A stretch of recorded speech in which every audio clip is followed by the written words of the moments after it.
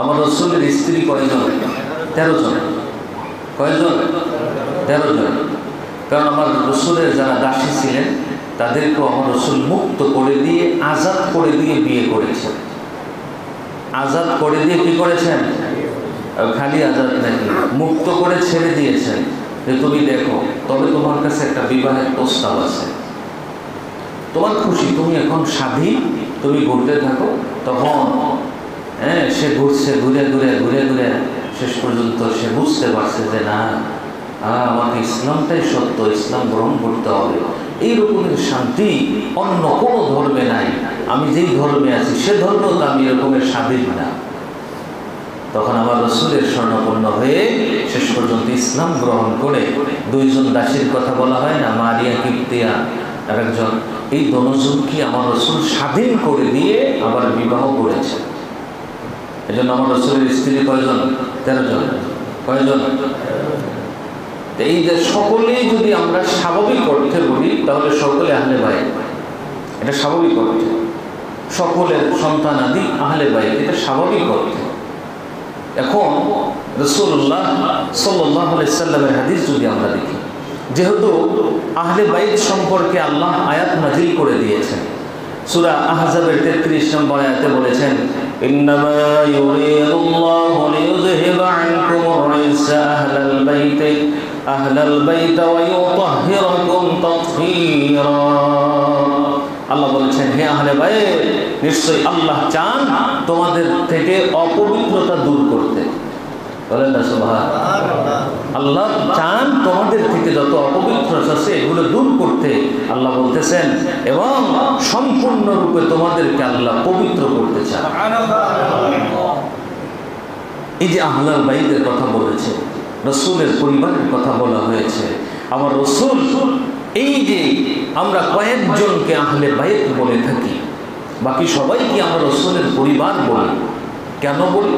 রাসূলুল্লাহ সাল্লাল্লাহু আলাইহি সাল্লামের হাদিস যদি আমরা দেখি, মিশকাত শরীফ অনেকেই পড়েছেন। মিশকাতের মূল যে কিতাবটা 568 নম্বর পৃষ্ঠার ভিতরে হাদিসখানা আছে। আপনাদের কাছে মসজিদের ব্যাগ যাবে, সকলে হৃদয়টা প্রশস্ত করে দিয়ে মসজিদের জন্য দান করব। আল্লাহ যেন সকলের দানকে কবুল আর মঞ্জুর করে নেয়। সকলে বলে আমিন। হযরতে আয়েশা সিদ্দিকা রাদিয়াল্লাহু তাআলা আনহা থেকে বর্ণিত, হযরত আয়েশা সিদ্দিকা রাদিয়াল্লাহু তাআলা আনহা বলেন, মিশকাতে হাদিসটা আছে, আমার রাসূল সাল্লাল্লাহু আলাইহি সাল্লাম একদিন সকালবেলা একটি চাদর মোবারক গায়ে জড়িয়ে এরপরে ঘর থেকে বের হয়েছে। একটা চাদর মোবারক গায়ে জড়ানো ছিল, চাদরটা ছিল কালো রঙের। কি রঙের? কালো রঙের, কারুকার্য করা, কালো রঙের। এটার ভিতরে আবার কি কাজকর্ম আছে, কিছু কারুকার্য আছে। এই কারুকার্য খচিত একটা চাদর মুড়ি দিয়ে রাসূল সাল্লাল্লাহু আলাইহি সাল্লাম ঘর থেকে বের হলেন। ঘর থেকে বের হয়েছেন যখন, তখনই হযরত আয়েশা সিদ্দিকা রাদিয়াল্লাহু তাআলা আনহা বর্ণনা করেন যে তখন ইমাম হাসান রাদিয়াল্লাহু তাআলা আনহু উনি আসছেন। আমার রসুল হযরত হাসানকে চাদরের ভিতরে আবৃত করে নিয়েছে। এর সাথে সাথে ইমাম হুসাইন রাদিয়াল্লাহু তাআলা আনহু উনি এসেছেন, ওনাকে আমার রসুল চাদরের ভিতরে জড়িয়ে নিয়েছেন। এরপরে হযরত ফাতেমাতুজ জহরা রাদিয়াল্লাহু তাআলা আনহা উনি এসেছেন। উনি আসার পর ওনাকেও জড়িয়ে নিয়েছেন। ওনাকে জড়ানোর পর দেখুন হযরত আলী রাদিয়াল্লাহু তাআলা আনহু এসেছেন। উনি যখন এসেছেন ওনাকেও জড়িয়ে নিয়ে আমার রাসূল সাল্লাল্লাহু আলাইহি সাল্লাম নিজেও চাদরের ভিতরে প্রবেশ করলেন। এখন চাদরের ভিতরে কয়জন? 5 জন। আমার রসুল সহ কয়জন? যেহেতু আমার রসুল এখন চাদরের বাহিরে না, চাদরের ভিতরে। চাদরের ভিতরে ঢুকে আমার রসুল আয়াত তেলাওয়াত করতেছেন যে আল্লাহ তাআলা বলেন, ইন্নামা ইউরিদুল্লাহু লিইউযহিবা আনকুমুর রিজসা আহলাল বাইতা ওয়া ইউতাহহিরাকুম তাতহীরা।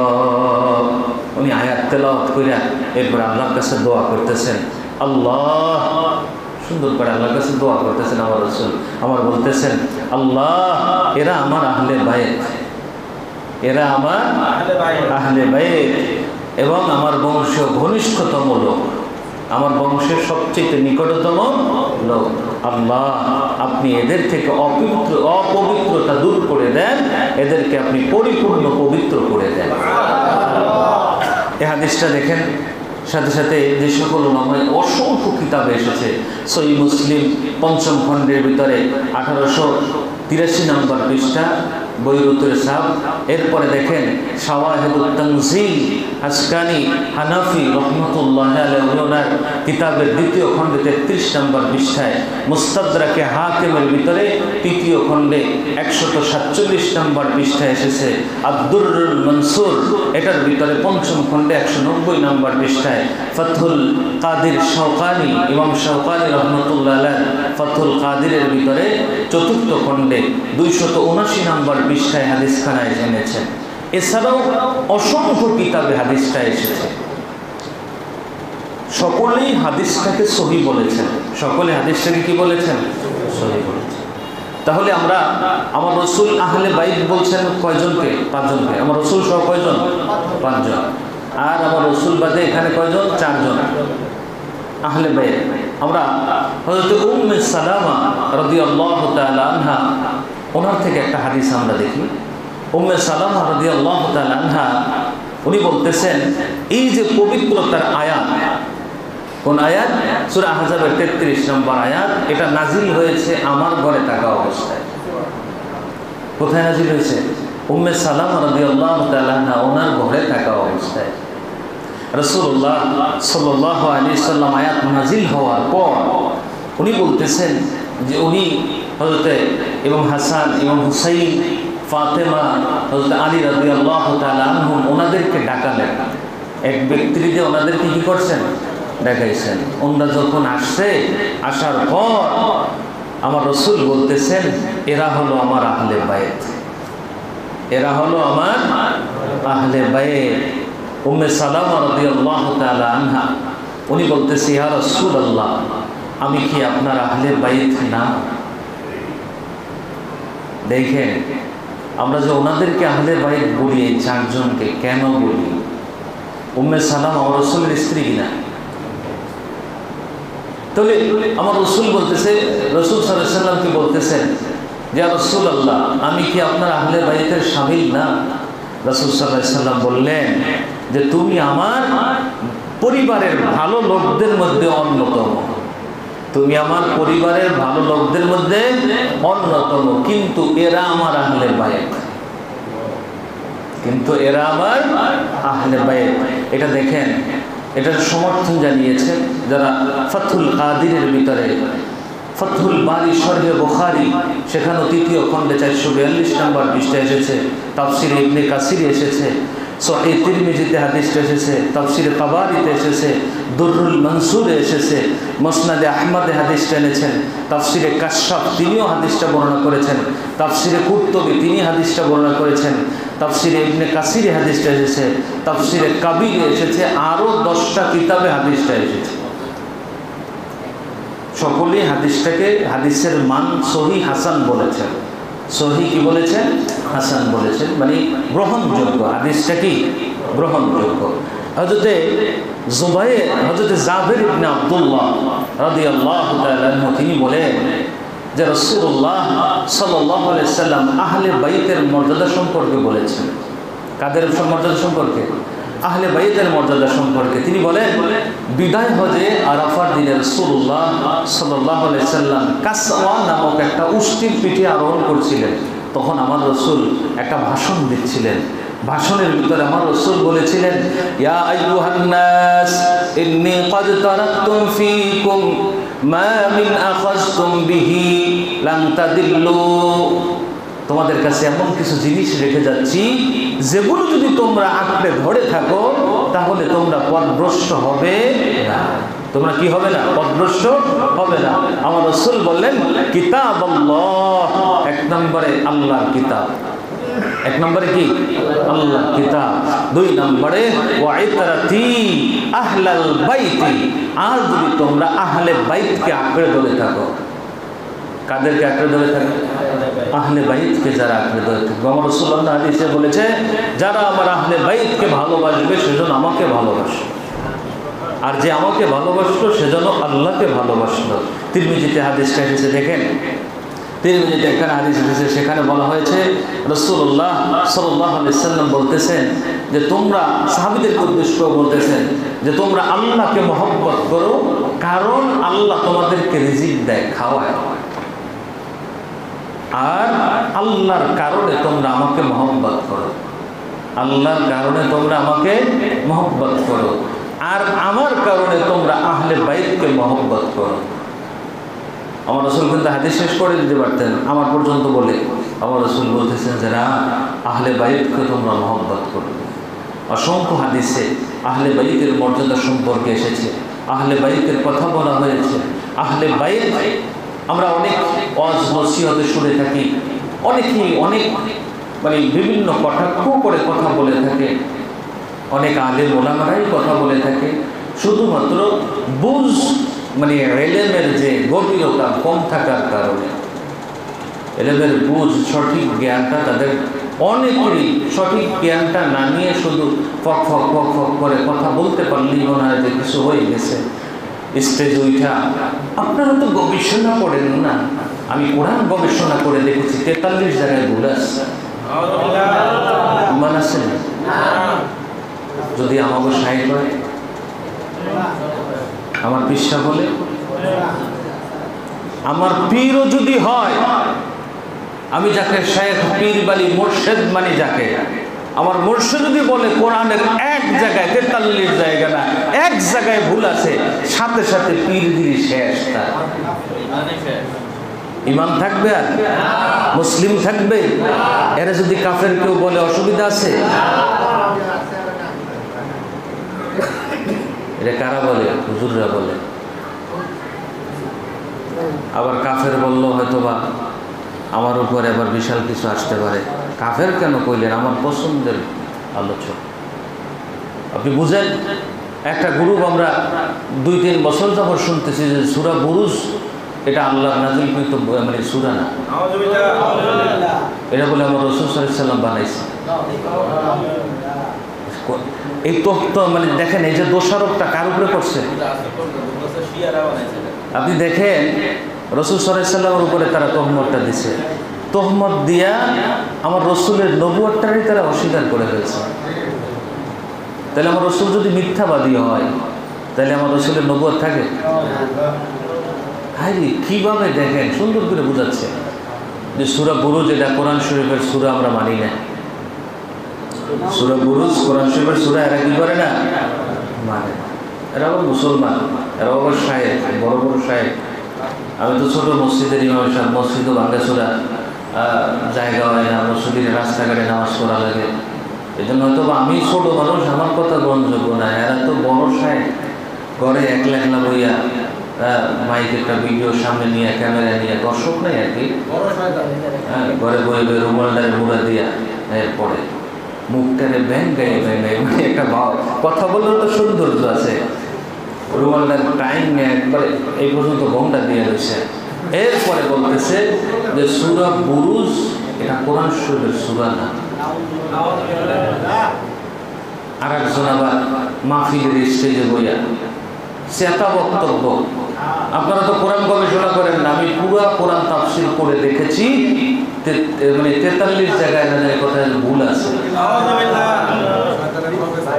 বুঝেন অবস্থা, কিরকম অবস্থাটা তৈরি হয়েছে। আবার ওই যে এক গ্রুপ আসছিল না, এমন তো নাই, মরে টরে শেষ, বলছে যে মা ফাতেমা আমার স্ত্রী। আপনারা বিশ্বাস হয়? পিছনতে সামনে যারা ছিল বাবা, এক শিক্ষার বাবা, আমার সবার বিশ্বাস হয়েছে। এই ধরনের শ্রোতা আবার দেখলাম যে এই বক্তার সামনেও আছে। কাফের কি একজন হয়েছে? যারা ঠিক বলছে, যদি 1000 থাকে 1000 কাফের, যদি 2000 থাকে 2000 কাফের, সবটির ইমান শেষ। বউ তালাক, নতুন করে যদি সংসার করতে হয়, নতুন করে কালেমা পড়তে হবে, তওবা করতে হবে, ইমান আনতে হবে, এরপরে নতুন করে বিয়ে আবার করাইতে হবে। খালি কথা বলতে পারলেই বেড়া না, বাইরাল বক্তা। আল্লাহ এদেরকে হেদায়েত দান করুক, এদের থেকে আল্লাহ আমাদেরকে হেফাজত করুক। সকলে বলি আমিন। আহলে বাইত আমরা স্পষ্ট অসংখ্য হাদিস থেকে পেয়েছি। আহলে বাইত বলতে রাসূল সাল্লাল্লাহু আলাইহি ওয়াসাল্লাম আমাদেরকে বুঝিয়েছেন যে আমার পরিবার সকলেই সম্মানিত, আমার পরিবারের সবাই কি সম্মানিত, আমার পরিবারে যারা আছে সকলে সম্মানিত। এই সবাইকে সম্মান করতে হবে, সবাইকে সম্মান প্রদর্শন করতে হবে। কারণ আমার পরিবারের কারোর সাথে যদি তোমরা অসম্মানমূলক আচরণ করো, তাহলে তোমরা আমার সাথে অসম্মানমূলক আচরণ করলা। আর তাদের সাথে শত্রুতা করলে আমার সাথে শত্রুতা করলা। আমার সাথে যদি শত্রুতা করো, তোমরা আল্লাহর সাথে শত্রুতা করলা। কার সাথে? আল্লাহর সাথে। অতএব আমার রাসূলের পরিবারবর্গ যারা আছে সবাইকে আমরা সম্মান দিয়ে কথা বলি, আমরা সবাইকে সুন্দর ভাষায় কথা বলি। আমরা যখন খাদিজাতুল কুবরা রাদিয়াল্লাহু তাআলা আনহা ওনার নাম নেই, তখন আমরা সম্মানের সাথে বলি আমাদের মা খাদিজাতুল কুবরা রাদিয়াল্লাহু তাআলা আনহা, উম্মুল মুমিনিন হযরত আয়েশা সিদ্দিকা রাদিয়াল্লাহু তাআলা আনহা। ওনাদেরকে সম্মান আমরা জানাই কিনা? কিন্তু আমার রাসূল বলেছেন আহলে বাইত আলাদা।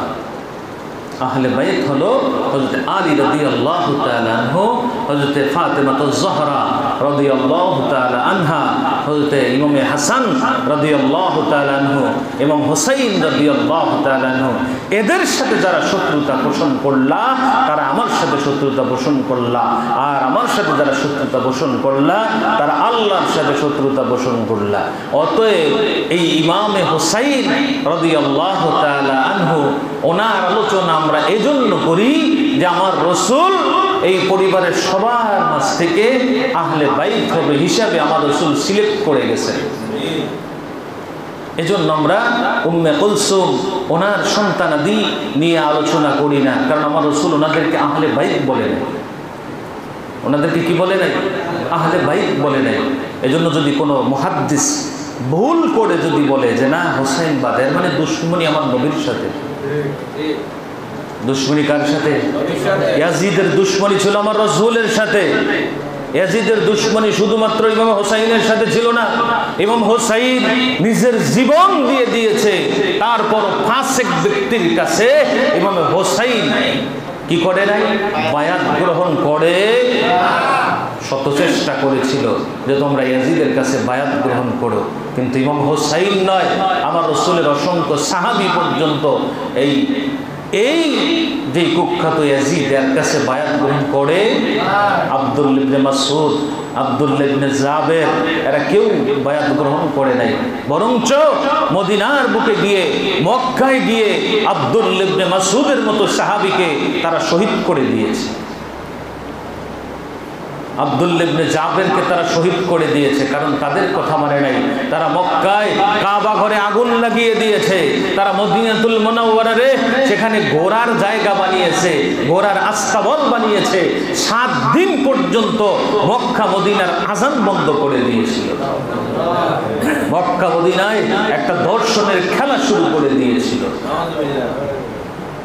এদেরকে আবার কেউ মুসলমান বলার জন্য উঠে পড়ে লেগেছে, আমার রাসূলের সাহাবী বলার জন্য উঠে পড়ে লেগেছে।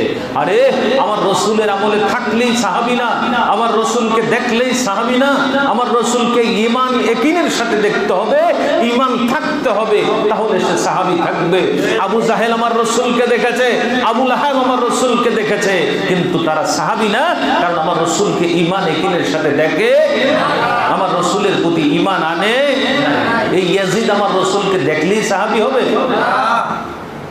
আমার রাসূল কি এমন অবস্থা, আমার রাসূলের দুই হিজড়ার দাঁত মোবারক, মাথা মোবারক যখন নিয়ে যাওয়া হয়েছে, লাঠি দিয়ে দাঁতের ভিতরে আঘাত করতেছে, আমার রাসূলের সাহাবী দাঁড়াই গেছে, আব্দুল্লাহ ইবনে জাবের দাঁড়াইয়ে গেছে, বলতেছে হে ইয়াজিদ, আপনি আমির সাজতে পারেন, কিন্তু আপনার এই কাজটা হয় নাই, আপনি ভুল করেছেন। আমার রাসূলকে আমি দেখেছি অসংখ্যবার আমার রাসূল এই হোসাইন রাদিয়াল্লাহু তাআলা আনহুর দাঁত মোবারকে চুমু দিয়েছেন। আপনি এই বেদবি করতে পারেন না। সাথে সাথে তাকে হত্যা করা হয়েছে, শহীদ করে দেওয়া হয়েছে। এই ইয়াজিদ দাঁতের ভিতরে আঘাত করে বলতেছে যে বদরের যুদ্ধে আমার পূর্বপুরুষকে তারা হত্যা করেছে, আজকে এটার প্রতিশোধ আমি নিলাম। বলেন এরপরে মুসলমান সে থাকে? বদরের যুদ্ধ তো সিলেক্ট হয়ে গেছিল কারা মুসলিম কারা কাফের। এখন যারা কাফেরদের পক্ষ হয়ে মুসলমানদেরকে হত্যা করে তারা আর মুসলিম থাকে? যে মদকে হালাল মনে করে সে আর মুসলিম থাকে? যে বিবাহ ব্যতিরেকে নারী ভোগ করা হালাল মনে করে সে আর মুসলিম থাকে? যার বালিশের পাশে মদের বোতল থাকতো, মদ থাকতো সচরাচর, এই ব্যক্তি নাকি আবার 100 রাকাত নামাজও পড়ে নফল। বলে না নাউজুবিল্লাহ। এই সমস্ত মিথ্যাচার, এই সমস্ত কাফেরদের নামে মিথ্যাচার, যে তাদের নামে মিথ্যা আমলের তহমত দেওয়া, এটাও বড় দুশমনে রসুলের কাজ। দুশমনে রসুল যেমন ইমাম হোসাইনের বিরোধিতা করেছে, ইমাম হাসানের বিরোধিতা করেছে, ইমাম হাসানকে শহীদ করেছে, ইমাম হোসাইনকে শহীদ করেছে, নবীর পরিবার শহীদ করে দিয়েছে, তেমনি ভাবে যারা এই জালেমদের পক্ষ নেবে তারাও রসুলের দুশমন। এই জন্য রসুলের দুশমন থেকে সাবধান, তাদের হাত থেকে সাবধান। আমার রসুল শিখিয়ে গেছেন ইসলামী রাষ্ট্র ব্যবস্থা কেমন করতে হয়। দেখেন ইমাম হুসাইন খেলাফত প্রতিষ্ঠার জন্য সমস্ত পরিবার সহকারে শহীদ হয়ে গেছেন, এরপরও খেলাফতের মসনদ থেকে তিনি খেলাফত প্রতিষ্ঠা থেকে ইসলামের দ্বীন কায়েমের প্রতিষ্ঠা থেকে একটু পরিমাণ সরে। এই জন্য আমাদের মনের ভিতরে ইসলামী রাষ্ট্র ব্যবস্থা, ইসলামী হুকুমত কায়েম, এরপরে সাথে সাথে খেলাফত প্রতিষ্ঠার ব্যাপারে আমাদের একেবারে অন্তর থেকে নিজেকে তৈরি করতে হবে। নিজেকে কি করতে হবে? তৈরি করতে হবে। আল্লাহ যেন আমাদেরকে ইসলামিক রাষ্ট্র ব্যবস্থা উপহার দিয়ে দেয়, খেলাফত